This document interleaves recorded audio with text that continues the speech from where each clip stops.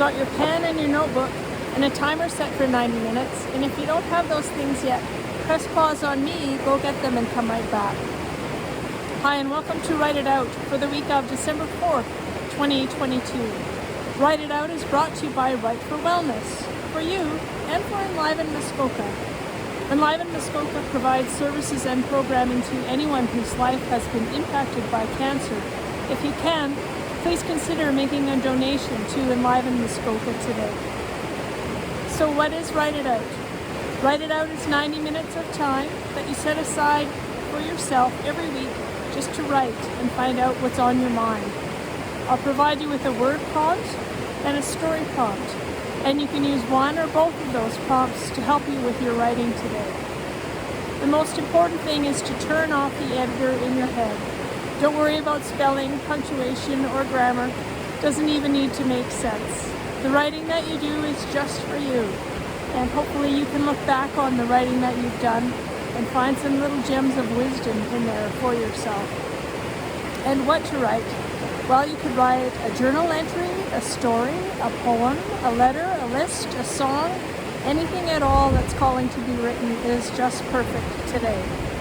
If at any point you can't think of anything to write, just pause and rest, and maybe something else will pop into your mind. Don't edit those thoughts, just write them out as they come.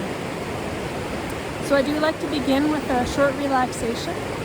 So find a comfortable place to sit with your feet flat on the ground or the floor, and maybe close your eyes or just watch the screen.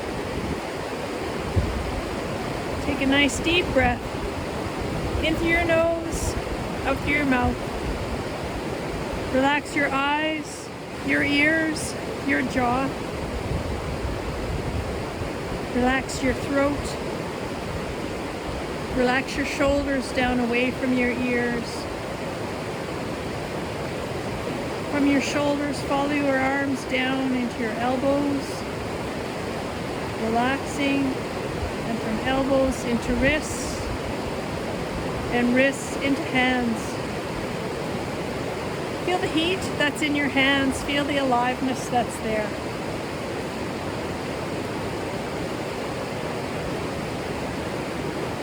And again, from your neck and your throat, your shoulders, follow your spine down, relaxing behind your heart space, your lungs, your belly, right into your sitting bones.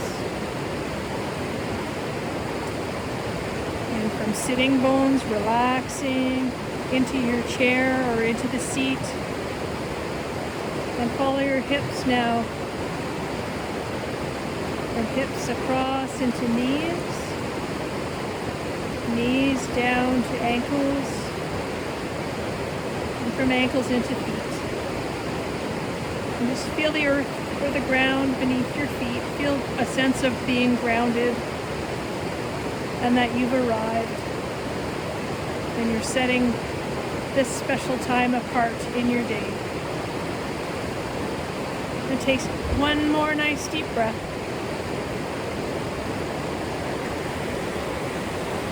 So the word for the day is the word change, or changed, or changing, or changes, or whatever that word makes you think of.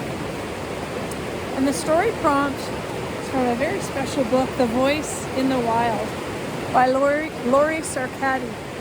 I had this book loaned to me from a friend, and it's just the right book, just the right time.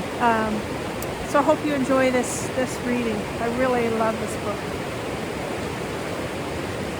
John's words are fresh in my mind 4 days later as people around the globe paused at noon New York time to communally mourn those who died in the maelstrom of fire and twisted steel of September the 11th.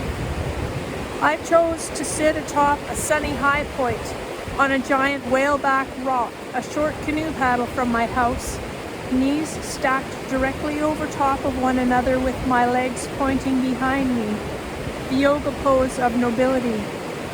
My two big dogs at that time, Shinto, a female wolf Malamute cross, and Prince, a purebred rough collie male I adopted from the pound, lie panting and wet nearby, always insisting on swimming when I canoe.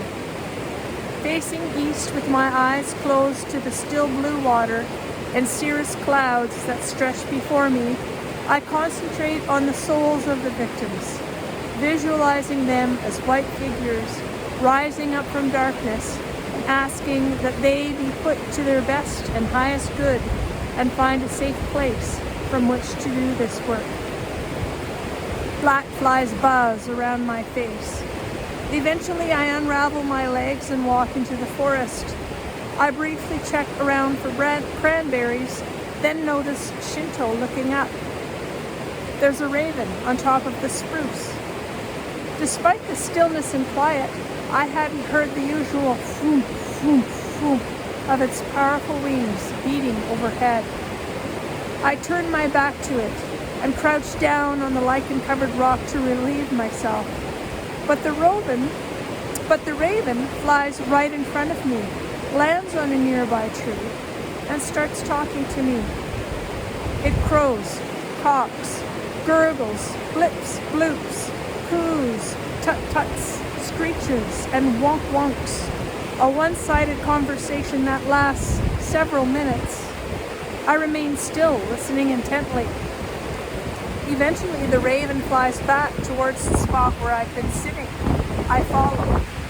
The bird's communication skills remind of a woman in Yellowknife who told me she kept answering her landline phone only to hear a dial tone.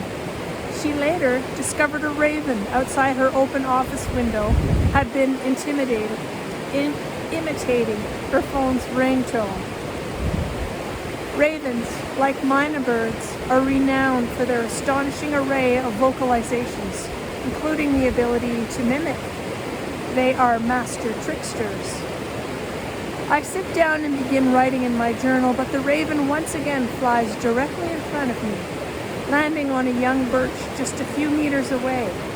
It leans in closer, as if wanting to share something particularly intimate, and begins another lengthy dissertation. In all my years of living in the Arctic wilderness, I've never experienced a raven acting this way. I have a strong sense that the bird is somehow related to the worldwide prayer. And that's the story prompt for this week. Again, the word prompt is the word change. You've got 90 minutes on your timer. Press pause on me and write it out.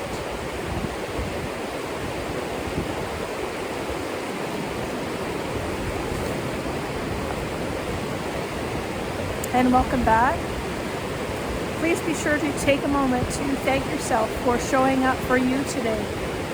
And maybe take a moment also to thank the spot that you've chosen.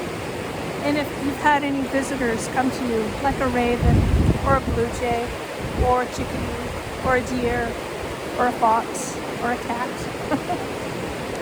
be sure to thank them for showing up and spending the time with you today. Again, we still have our fall poem that I'm reading. A couple more weeks left, although as you can see behind me here, we are transitioning now into winter. So here's our fall poem, For Your Head by Maureen Hines. Make a halo, a wreath, a circlet of bright green aspen leaves. Crown your dismal thoughts and unruly feelings with the tiara of time.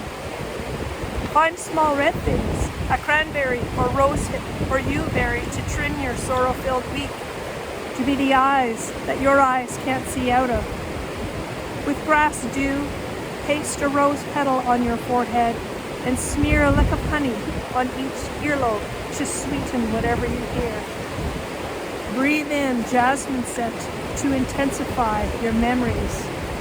Pick 4 small leaves, one for fear, one for trust, one for rage, the last for desire. Lay each briefly on your tongue to taste, but not swallow. Open your mouth and let their power beam outward. Thank you so much for joining me here today. Stay well. Bye for now.